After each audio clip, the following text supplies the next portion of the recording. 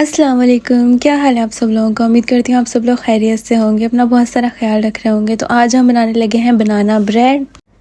इसको बनाने के लिए हमें बनाना चाहिए होंगे। बनाना यहाँ पर मैं जो है वो 2 से 3 अदद ले रही हूँ और बनाना को हम छील के छोटे टुकड़े करके ब्लेंडर के अंदर ऐड कर देंगे। साथ ही हम इसके अंदर शुगर ऐड कर देंगे। शुगर यहाँ पे मैं 1 कप ले रही हूँ।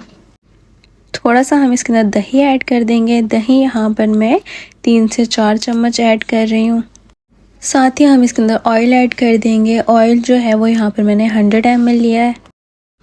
तकरीबन हाफ स्पून यहाँ पे हम इसके अंदर वनीला एसेंस डाल देंगे और अब हम इस मिक्सचर को अच्छे तरीके से ब्लेंड कर लेंगे। ब्लेंडर के अंदर हमें इसे ब्लेंड करना है। इसका जो मिक्सचर है वो हमें बिल्कुल गाढ़ा सा पेस्ट बना देना है।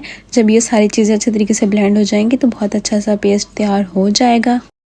अब हम एक खाली बाउल लेंगे। इसके अंदर हम मैदे को जो है वो छान लेंगे। मैदा यहाँ पर मैंने 1 कप लिया है और इसको हम छान के ऐड करेंगे। साथ ही हम इसके अंदर बेकिंग पाउडर ऐड कर देंगे। बेकिंग पाउडर यहाँ पर मैं 1 टेबलस्पून ऐड कर रही हूँ। हाफ टेबल स्पून में इसके अंदर बेकिंग सोडा ऐड कर रही हूँ। अब हम इसके अंदर जो हमने पेस्ट बना के रखा था बनाना का वो ऐड कर देंगे।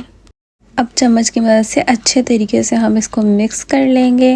इसको अच्छे तरीके से फोल्ड वाले तरीके से हमने मिक्स करना है। साथ ही हम इसके अंदर अखरोट ऐड कर देंगे। अखरोट हमने इस तरह से छोटे पीसेस करके ऐड करने हैं इसके साथ ही, और इसको भी इसके साथ ही मिक्स कर लेना है। यहाँ पर बैटर हमारा जो है वो तैयार हो चुका है। इसको अब हम साइड पे रख देंगे और साथ ही मैंने पैन जो है वो बटर पेपर से ग्रीस कर लिया था। इसके अंदर हम ये बैटर ऐड कर देंगे। इस तरह की इसकी कुछ कंसिस्टेंसी होगी जब हम इसको ऐड करेंगे। देखें इस तरह से हमने इसको ऐड करना है। बैटर ऐड करने के बाद हम इस तरह से कुछ इसको अच्छे तरीके से मिक्स कर लेंगे और 1-2 दफ़ा ज़मीन पर भी मार देंगे ताकि इसके अंदर से बबल्स वगैरह जो हैं वो निकल जाए। और ये मैंने एक बनाना लिया था, इसको मैंने इस तरह से कट कर लिया है। ये हम इस तरह से ऊपर गार्निश के लिए लगा देंगे।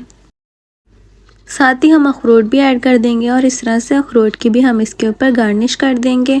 ओवन को मैंने ऑलरेडी प्री हीट कर लिया था 180 डिग्री पर। इसको तकरीबन 30 मिनट तक हम बेक करेंगे और देखें इस तरह से मज़ेदार सा जो है हमारी बनाना ब्रेड जो है वो तैयार हो चुकी है। बहुत ही लजीज मज़ेदार सी।